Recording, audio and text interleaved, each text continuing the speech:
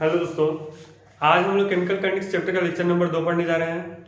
Lecture number 1 में हम लोग जान चुके थे कि केमिकल काइनेटिक्स होता क्या है। उसके बाद हम लोग जाने थे कि रिएक्शन कितने टाइप्स का होता है, स्लो रिएक्शन, मॉडरेट रिएक्शन और फास्ट रिएक्शन। उसके बाद हम लोग जानेंगे कि रेट क्या होता है। आज के लेक्चर में हम लोग जानेंगे कि किसी भी रेट ऑफ रिएक्शन का एक्सप्रेशन कैसे लिख सकते हैं, यानी how to write expression of rate of reaction, यानी किसी भी रिएक्शन का एक्सप्रेशन कैसे लिख सकते हैं। How to write expression of rate of reaction,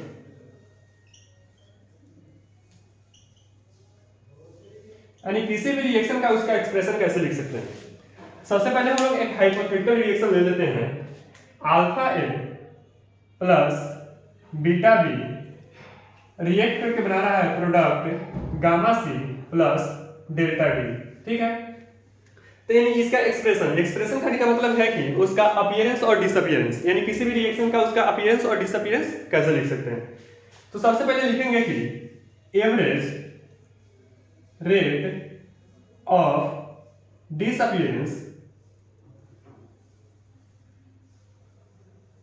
of A यानी रिएक्टेंट का। तो रिएक्टेंट का लिखेंगे तो क्या हो जाएगा, यानी डिसअपीयरेंस होगा। तो डिसअपीयरेंस के लिए क्या होता है, माइनस होता है। माइनस क्यों लगता है, क्योंकि यह डिसअपीयरेंस हो रहा है, यानी कमी आ रहा है, यानी रिएक्टेंट में कमी हो रहा है, इसलिए माइनस का साइन लगता है। यानी minus delta concentration of A upon उसका कोएफिशिएंट, यानी कोएफिशिएंट क्या है, stoichiometric coefficient alpha into delta T, यानी टाइम के रिस्पेक्ट में। उसी प्रकार लिखेंगे कि एवरेज रेट ऑफ disappearance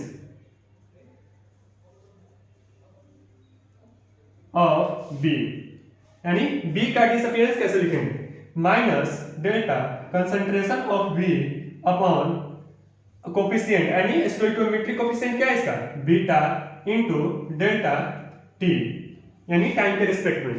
उसी प्रकार प्रोडक्ट के लिए क्या होता है, अपीयरेंस होता है। तो average rate of appearance of C, यानी C के लिए, यानी प्रोडक्ट C के लिए। तो क्या हो जाएगा, यहाँ प्लस होगा। प्लस क्यों होगा, क्योंकि अपीयर हो रहा है, यानी प्रोडक्ट का फॉर्मेशन हो रहा है, इसलिए यहाँ पे प्लस आएगा। Plus delta concentration of C upon इसका स्टोइकियोमेट्रिक कोएफिशिएंट क्या है, गामा डेल्टा T। ठीक है, उसके बाद में D के लिए लिख लेते हैं average rate of appearance of D के लिए क्या हो जाएगा, plus delta concentration of C D upon ये डेल्टा जो है यह स्टोइकियोमेट्रिक कोएफिशिएंट है, तो यहाँ पे डेल्टा इनटू यह चेंज वाला डेल्टा है और ये डेल्टा अलग है, यानी चेंज इन डेल्टा और T। ठीक है, average rate of appearance of D के लिए क्या है, plus delta concentration of D upon delta D। यही होता है इसका एक्सप्रेशन। हम लोग जान चुके हैं कि एवरेज रेट ऑफ डिसअपीयरेंस और अपीयरेंस कैसे लिख सकते हैं। इसका आप लोग स्क्रीनशॉट ले लीजिए और लिख लीजिए। इसके बाद हम जानेंगे कि किसी भी रेट ऑफ रिएक्शन का कौन कौन से फैक्टर अफेक्ट कर सकते हैं। ठीक है, जैसे टेम्परेचर, कंसंट्रेशन, ये सब फैक्टर अफेक्टिंग है। इसको हम लोग क्लीन करते हैं। उसके बाद हम जानेंगे कि किसी भी रेट ऑफ रिएक्शन का उसके कौन कौन से फैक्टर अफेक्ट करते हैं। ठीक है, इसको आप लोग लिखिए। इसके बाद हम लोग लिखेंगे कि factor affecting rate of reaction, कौन कौन से फैक्टर है जो रेट ऑफ रिएक्शन को अफेक्ट कर सकता है।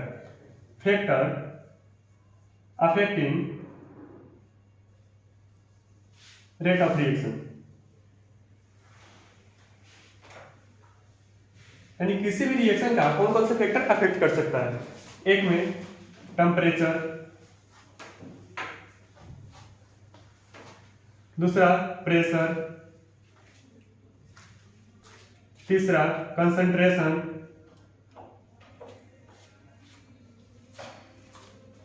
चौथा सरफेस एरिया,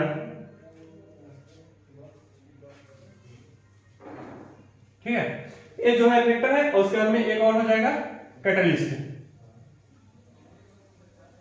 ये फैक्टर जो है रेट ऑफ रिएक्शन को अफेक्ट करता है। टेम्परेचर कैसे अफेक्ट करता है, यानी किसी भी रिएक्शन जो हो रहा है उसमें अगर उसका टेम्परेचर बढ़ा दिया जाए किसी रिएक्शन का, तो जो जो रिएक्शन जो अगर जो 5 मिनट में हो रहा है वह 2 मिनट में हो जाएगा। और प्रेशर यानी जो गैसियस रिएक्शन होता है अगर उसका प्रेशर बढ़ा दिया जाए तो प्रेशर बढ़ा देने के बाद क्या हो जाता है, उसके इंटरमोलिकुलर फोर्स क्या हो जाएगा मतलब कम ज्यादा हो जाएगा, तो मतलब क्या हो जाएगा, रिएक्शन फास्ट हो जाएगा। उसी प्रकार से कंसंट्रेशन, उसी प्रकार से सरफेस एरिया। सरफेस एरिया कैसे करता है, जैसे मान लो एक छोटा सा बर्तन में हम पानी ले रहे हैं, वो क्या हो रहा है, वो मतलब सूर्य के प्रकाश में वो मतलब वेपर बन रहा है। अब वो जो मतलब 2 मिनट में वेपर बन रहा है, अगर उसका सरफेस एरिया बढ़ा दिया जाए तो 1 मिनट यानी उससे कम समय में वो वेपराइज हो जाएगा। उसी तरह से कैटलिस्ट, कैटलिस्ट क्या करता है कि किसी भी रिएक्शन का मतलब स्लो कर देता है या फिर फास्ट कर देता है। यही होता है factor affecting rate of reaction. इसके बाद हम लोग जानेंगे कि क्या प्रोडक्ट के लिए ग्राफ और रिएक्टेंट के लिए ग्राफ। ठीक है, इसको आप लोग स्क्रीनशॉट लेके लिख लीजिए। इसके बाद हम लोग जानेंगे कि रिएक्टेंट के लिए ग्राफ क्या होता है और प्रोडक्ट के लिए ग्राफ क्या होता है। इसके बाद में हम लोग ग्राफिकल एनालिसिस करेंगे। ग्राफिकल एनालिसिस, ठीक है। सबसे पहले हम लोग प्रोडक्ट के लिए ले लेते हैं, यानी पहले रिएक्टेंट के लिए। रिएक्टेंट के लिए यह y एक्सिस है और यह x एक्सिस है, ठीक है। शुरू में तो रिएक्टेंट होगा, तो रिएक्टेंट सबसे पहले तो जीरो तो किसी का रिएक्टेंट हो नहीं सकता है, कुछ होगा। मान लो यहाँ पे रिएक्टेंट है, ठीक है। ये जो y एक्सिस है यह कंसंट्रेशन है, ठीक है, और जो x एक्सिस है यह टाइम है। तो टाइम यहाँ पे जीरो होगा और यह कंसंट्रेशन, यानी शुरू में तो कुछ ना कुछ कंसंट्रेशन होगा रिएक्टेंट का। तो जब रिएक्टेंट जो रिएक्ट करके प्रोडक्ट बनाएगा तो उसमें कमी आएगा, यानी जो ग्राफ क्या होगा वह डिक्रीज करेगा। डिक्रीज करते करते हुआ एक समय आएगा कि वो आप लोग जानते हैं कि कोई भी रिएक्टेंट जो होता है, रिएक्शन होता है, उसमें रिएक्टेंट प्रोडक्ट में पूरा फॉर्मेशन नहीं होता है, कुछ ना कुछ कमी रह जाता है, इसलिए यह जीरो पर नहीं जाएगा, तो यह आगे चलकर इनफिनाइट तक जाएगा, ठीक है। मान लेते हैं किसी टाइम टी पे उसका कंसंट्रेशन, टाइम t1 पे कंसंट्रेशन क्या है, या r1 है। आफ्टर टाइम t बराबर यानी t2 टाइम पे उसका कंसंट्रेशन r2 हो जा रहा है, ठीक है। तो क्या होगा, सबसे पहले हम लोग लिखेंगे एवरेज रेट ऑफ रिएक्टेंट, यानी मतलब क्या, किसके लिए, रिएक्टेंट के लिए, ठीक है। तो एवरेज रेट इसका क्या हो जाएगा, r2 minus concentration of R2 minus concentration of R1 upon T2 minus T1, ठीक है। यही हो जाएगा इसका एवरेज, यहाँ पे माइनस होगा। उसके बाद में इंस्टेंटेनियस, यानी किसी इंस्टेंट पे, यानी किसी एक निश्चित समय पे, मान लेते हैं यहाँ पे, ठीक है, यह टाइम t है, या इंस्टेंट टाइम t पे इसका r है कंसंट्रेशन। तो इस यानी क्या है, पार्टिकुलर टाइम पे इसका कंसंट्रेशन क्या हो जाएगा, यानी इंस्टेंटेनियस रेट। इंस्टेंटेनियस रेट क्या होगा, इंस्टेंटेनियस रेट क्या होगा, यानी किसी निश्चित समय पे। इंस्टेंटेनियस के लिए क्या होता है, डी होता है, तो क्या हो जाएगा minus d concentration of R upon d t, ठीक है। हम लोग जानते हैं कि यहाँ पे एक स्लोप लेंगे, तो जो यहाँ जो कौन बनेगा थीटा, यहाँ इसका स्लोप होगा।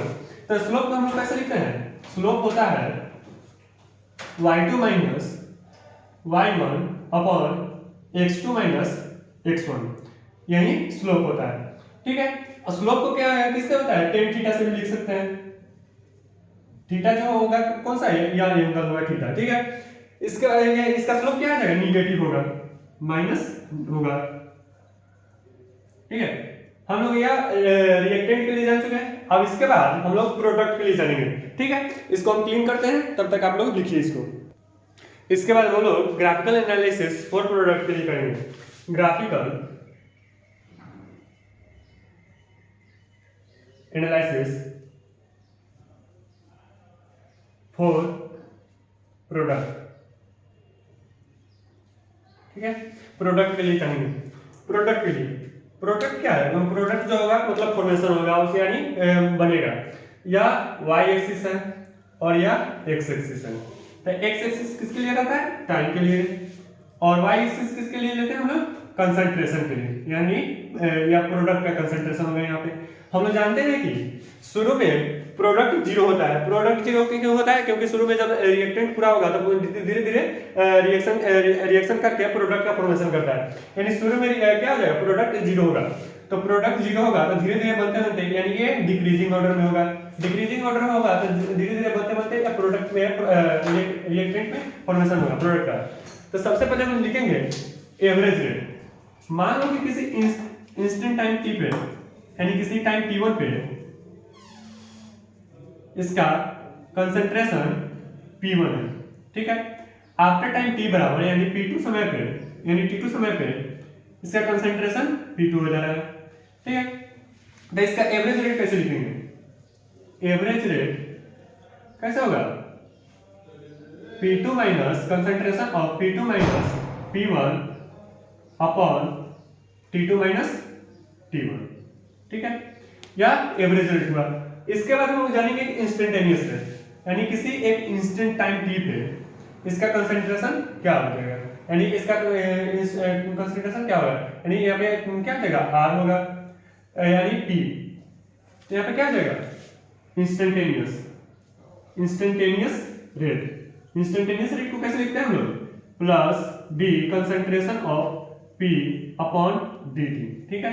यहाँ पे p यानी प्रोडक्ट के लिए आया है। इसके बाद हम लोग इसका स्लोप जानेंगे कैसे होगा। स्लोप क्या होता है? y2 minus y1 upon t2 minus t1, ठीक है। यही इसका स्लोप होगा। ये इसको tan थीटा भी लिख सकते हैं, tan थीटा, ठीक है। या इंस्टेंट टाइम t पे या होता है ग्राफिकल एनालिसिस फॉर प्रोडक्ट के लिए, ये हम लोग जान चुके हैं, ठीक है। इसके बाद हम लोग जानेंगे कि रेट लॉ क्या होता है, यानी इसके बाद हम लोग रेट लॉ के बारे में जानेंगे।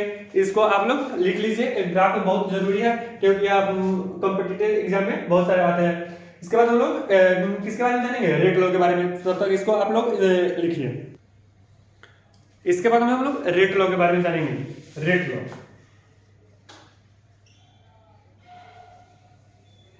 लॉ क्या होता है? रेट लॉ कहता है कि rate law is directly proportional to the sum power of coefficient of reactant, यानी किसी भी रिएक्टेंट का कुछ पावर ले लेंगे, उसका सम करेंगे, वही उसका रेट लॉ होगा। यानी कहने का मतलब है कि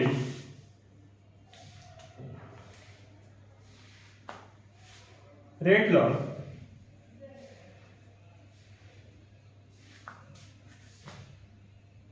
as defined as the rate law is defined as the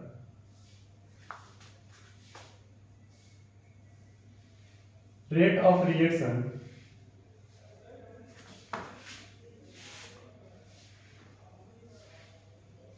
is directly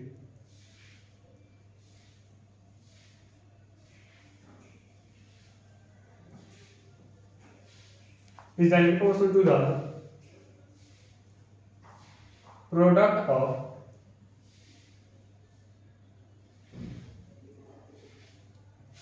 concentration of reactant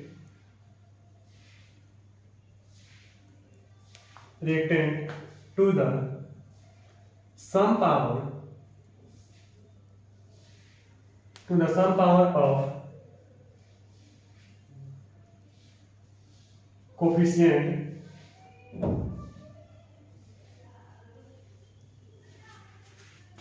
which may or may not be equal to stoichiometric coefficient।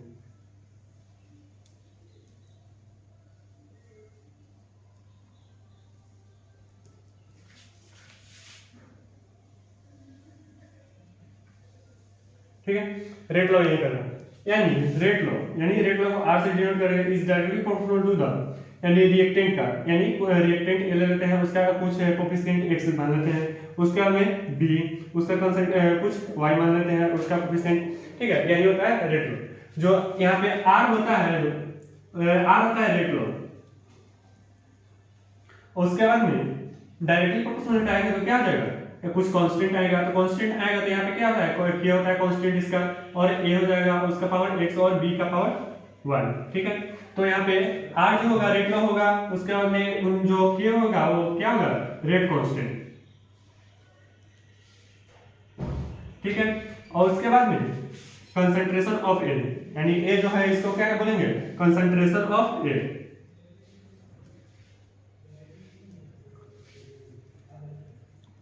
उसके बाद में इसको बोलेंगे कंसंट्रेशन ऑफ बी,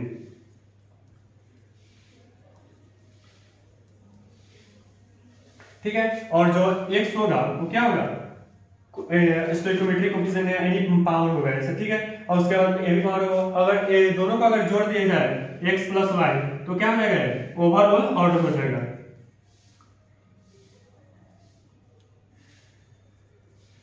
जिसे n से भी डिनोट करते हैं। अगर दोनों को जोड़ दिया जाए और उसको हम लोग n मान लेते हैं, वही होता है ओवरऑल ऑर्डर, ठीक है। यही रेट लॉ होता है, ठीक है। इतना आज के लेक्चर में इतना ही पढ़ेंगे, उसके अगले लेक्चर में इसके आगे हम लोग जानेंगे। Thank you.